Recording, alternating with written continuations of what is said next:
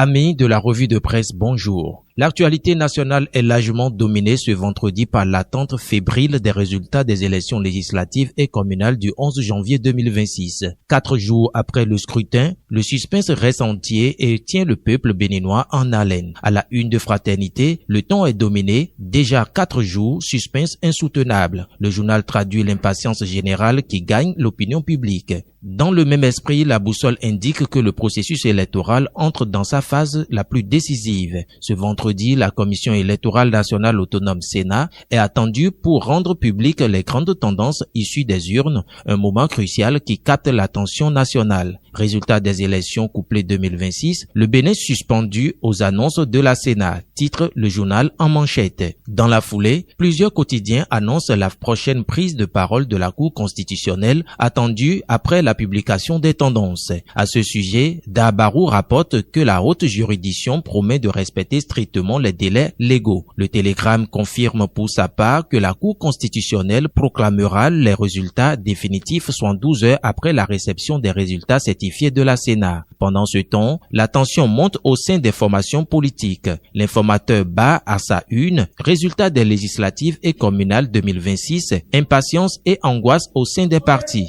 Le quotidien informe également que la Cour suprême a publié le guide du requérant en prélude aux éventuels contentieux électoraux. Restons toujours dans le registre électoral. Le Télégramme révèle que le Parti Les Démocrates dénonce des irrégularités et a saisi la Sénat à cet effet. Les détails de cette démarche sont à lire en page 5 du journal. Changeons de registre. Toujours dans le Télégramme, la lutte contre la cybercriminalité retient l'attention. 1500 cybercriminels ont été arrêtés au Bénin en 2025 selon les chiffres révélés. Les faits de société occupent également une place de choix dans les colonnes de Diakbata. Le quotidien rapporte l'appel de l'ARCEP adressé aux exploitants de Wi-Fi Zone invités à se conformer à la réglementation en vigueur. Le journal fait également état d'une affaire d'abus de confiance post-mortem dans laquelle un garde malade est poursuivi devant la criette pour des retraits frauduleux. Le Meilleur confirme l'information et précise que le garde malade est accusé d'avoir vidé le compte bancaire de son patient à hauteur de 7 millions de francs CFA. Au chapitre des services publics, le matinal annonce que la distribution des factures de la redevance d'enlèvement des déchets au titre de l'année 2026 démarre le 19 janvier prochain.